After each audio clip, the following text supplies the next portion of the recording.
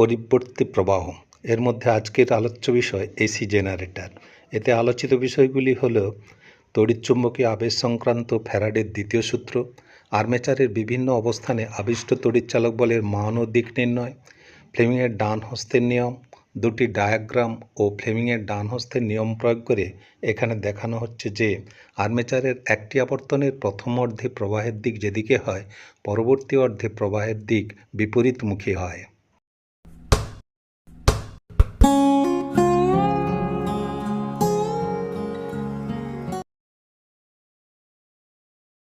AC Dynamo, AC generator, এটার মূলনীতিটা হলো তড়িৎ চুম্বকীয় আবেশ।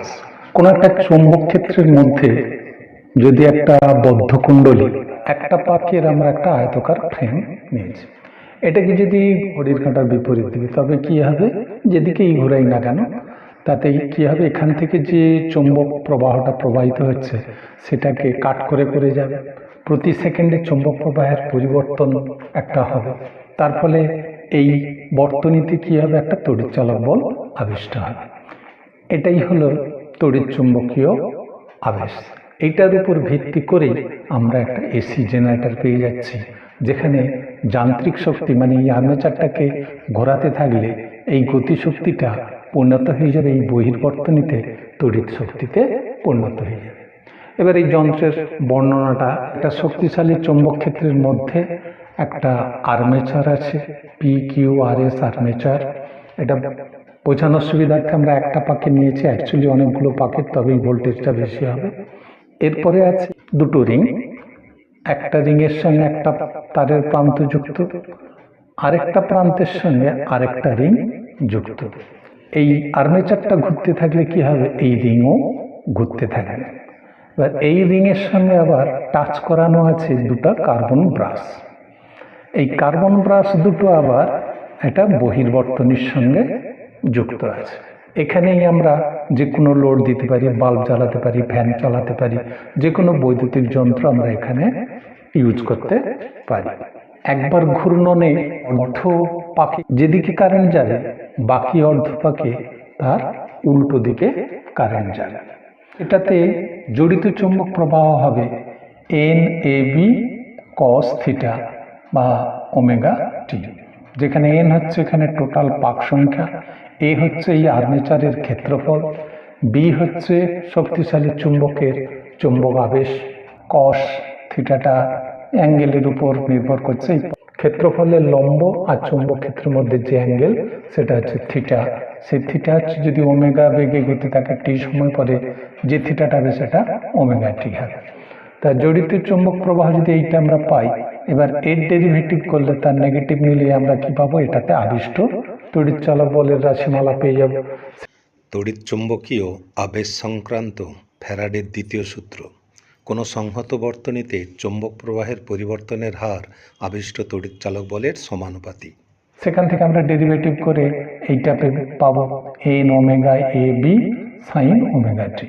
এবার এই সাইনের সর্বোচ্চ মান হয় +1, তাহলে +1 হয়ে গেলে তখন আবিষ্ট তড়িৎচালক বলের সর্বোচ্চ মান কত হবে, E0। এটা সময় যত চেঞ্জ হবে তত কি হবে, তড়িৎচালক বলের মানটাও চেঞ্জ হবে।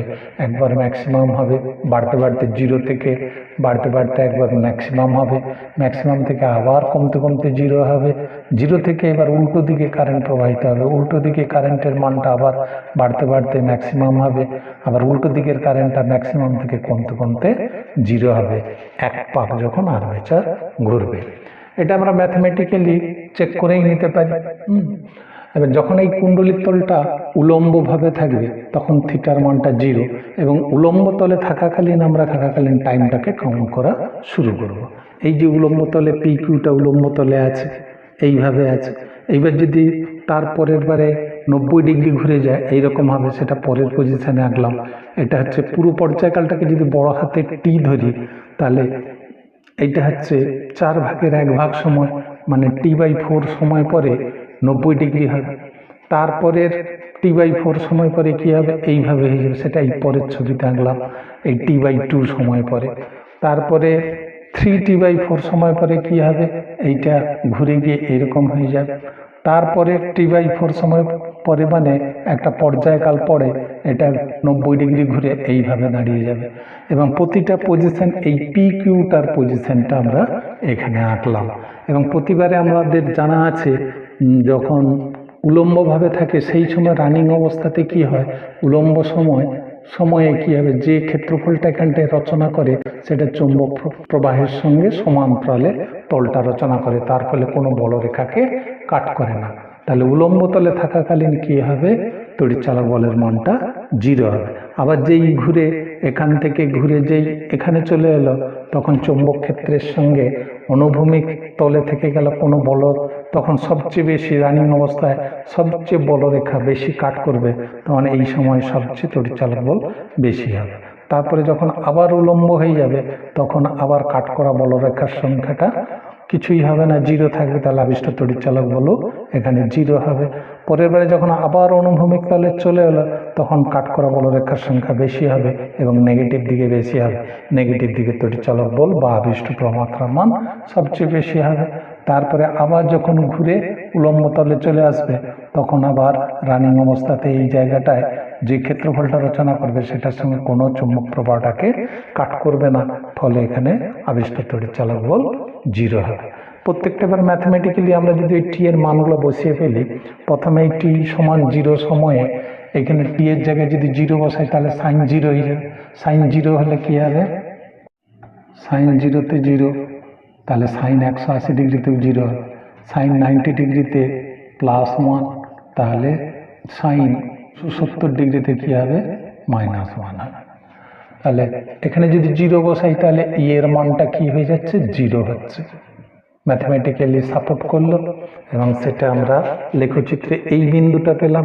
এবার টি সমান T/4 সময় পরে, মানে এই বিন্দুটা T/4 সময় পরে আমরা এখানে টি এর জায়গায় যদি T/4 বসিয়ে দিই তাহলে এই টি কেটে গেলে এটা π/2 হয়ে যাবে।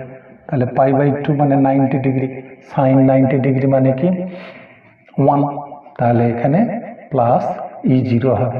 তার মানে এটা +E0, এইটা এই বিন্দুটা হবে। তাহলে আমরা বাকি সময়টুকু আমরা এই লেখচিত্রটা পাবো, যেহেতু এটা সাইন কার্ভ হবে, এই ঢেউয়ের মতো একটা সাইন কার্ভ হবে। আমরা এই পর্যন্ত পেলাম, এটা হচ্ছে হয়ে গেল। এবার T/2 সময় পরে কি হবে, এইখানে যদি আমরা T/2 বসিয়ে দিই, সাইন পায়ের মান কি হবে, 0 হবে। তাহলে ই সমান 0 হবে। এই বিন্দুটা তখন পাবো। তাহলে বাকি সময়টা আমরা এই বিন্দুগুলো পাবো, আবিষ্ট তড়িৎচালক বলের এই বিন্দুগুলো, এইগুলোকে যোগ করলে আমরা এই কার্ভটা পেলাম। এরপরে কি 3T/4 সময় পরে এখানে টি এর জায়গায় যদি আমরা বসিয়ে দিই 3T/4, 270 ডিগ্রি হচ্ছে। তাহলে এখানে যদি -1 হয় তাহলে -E0 আমরা পাবো। -E0 বলতে এই বিন্দুটা, এইখানটার এই বিন্দুটাকে আমরা -E0 ভাবলাম, নেগেটিভ দিকে সবচেয়ে বেশি কারেন্ট। তার মানে এই বাকি সময়গুলো আমরা যে ভোল্টেজটা পাবো এই বিন্দুগুলো পাবো, যোগ করলে এই রেখাটা পাবো। এরপরে আমরা টি সময় পরে টি এর জায়গায় যদি টি বসিয়ে দিই তাহলে টি কেটে গেলে টোয়াইস পাই, মানে 360 ডিগ্রি। তাহলে 360 ডিগ্রিতে কি হবে, আবার ই এর মানটা 0 হবে। তাহলে আবিষ্ট তড়িৎচালক বলের মান 0 হবে। তাহলে বাকি এই সময়গুলোতে আমরা এই বিন্দুগুলো পাবো। তাহলে টোটাল এই বিন্দুগুলো যোগ করে দিলে আমরা এরকম এই লাল রেখাযুক্ত একটা সাইন কার্ভ পাবো।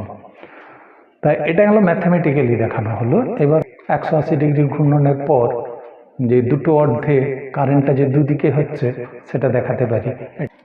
এসি ডায়নামোতে এই আর্মেচারের একটা পূর্ণ কম্পনের ফলে দুটো অর্ধে দুদিকে কারেন্ট যাবে, সেটা আমরা একটা সহজ ছবির মাধ্যমে দেখাতে পারি। এই ছবিটা 3 ডাইমেনশনাল ছবি আছে, এইটার আমরা সিম্পল ফর্ম এইটা করলাম। এবার 180 ডিগ্রি ঘুরে যাওয়ার পর এই ছবিটা হয়। আর্মেচারটা যদি 180 ডিগ্রি ঘুরে যায়, এখন যে উত্তর মেরুর দিকে আছে পিএস, সেটা একবার ঘুরে যাওয়ার পর কি হবে, ওটা দক্ষিণ মেরুর দিকে পিএসটা হয়ে যাবে। আর কিউটা দক্ষিণ মেরুর দিকে ছিল, 180 ডিগ্রি ঘুরের পর উত্তর মেরুর দিকে চলে আসবে আর কিউটা। এদের ঘূর্ণনটা আমরা ঘড়ির কাঁটার বিপরীত দিকে ঘোরাচ্ছি। এই যান্ত্রিক শক্তিটাই তড়িৎ শক্তিতে রূপান্তরিত হবে। এখানে কোন দিকে তড়িৎ চালক বল আবিষ্ট হয় সেটার জন্য আমরা ফ্লেমিংয়ের ডান হস্তের নিয়ম প্রয়োগ করে বলতে পারি। এন থেকে এস এর দিকে চৌম্বক ক্ষেত্রের দিক যদি এই দিকে ঘুরতে থাকে তাহলে পিএস বাহুটা বোর্ডের পেছনের দিকে যাচ্ছে আর কিউ বাহুটাও উপরের দিকে ঘুরতেছিল। এইবার যদি আমরা ফ্লেমিংয়ের ডান হস্তের নিয়মটা প্রয়োগ করি, ফ্লেমিংয়ের ডান হস্তের নিয়ম। ডান হাতের তর্জনী, মধ্যমা ও বৃদ্ধাঙ্গুলি পরস্পর সমকোণে প্রসারিত করলে যদি তর্জনী চৌম্বকক্ষেত্রের দিক, যদি বৃদ্ধাঙ্গুলি প্রবাহযুক্ত পরিবাহীর বিক্ষেপের দিক নির্দেশ করে, তবে মধ্যমা আবিষ্ট তড়িৎচালক বলের অভিমুখ নির্দেশ করবে। চৌম্বক আবেশের দিক এই দিকে, ডান হাতের তর্জনীটাকে ওই দিকে সেট করতে হবে, আর যেদিকে পরিবাহীটা গতিশীল হবে সেদিকে আমাদের বৃদ্ধাঙ্গুলিকে সেট করতে হবে।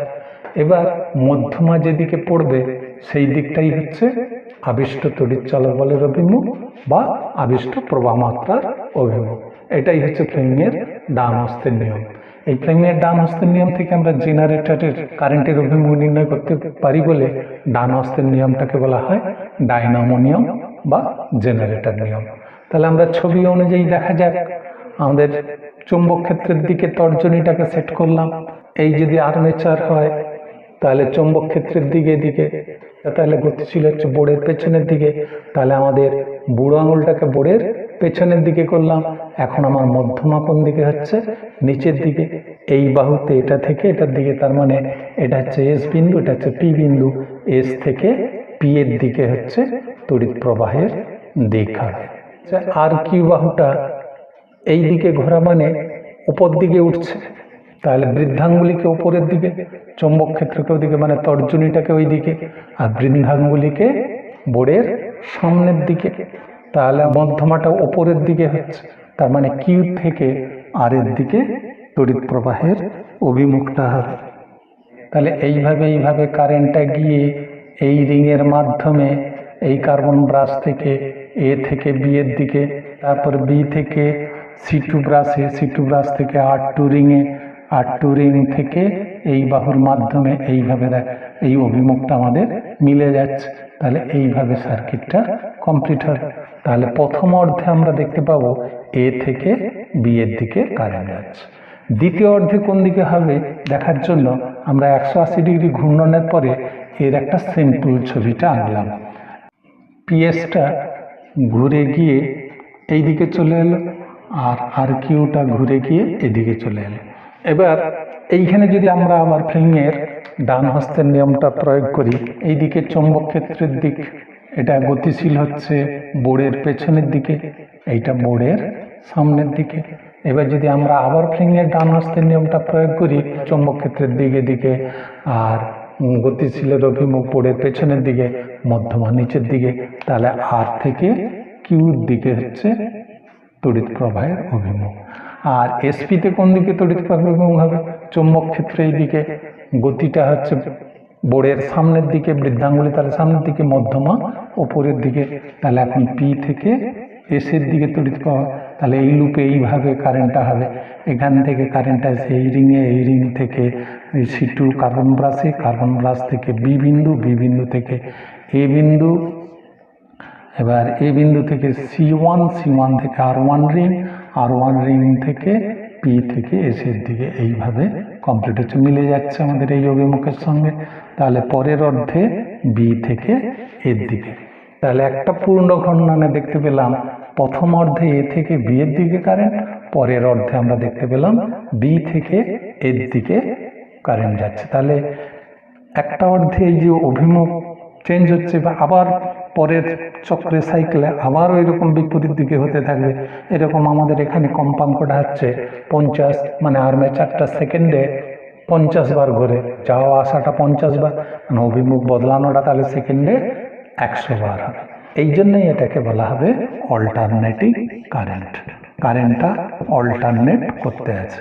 তাহলে আমরা এই সিম্পল একটা ছবির সাহায্যে, 3 ডাইমেনশনাল ছবি আঁকতে হলো না, আমরা স্যাম্পল ছবির সাহায্যে, দুটো ছবির সাহায্যে সুন্দরভাবে ফ্লেমিংয়ের ডান হস্তের নিয়মটা প্রয়োগ করে কারেন্টটা যে দুটো অর্ধে দুদিকে হয় সেটা আমরা দেখে দিতে পারলাম। Thank you.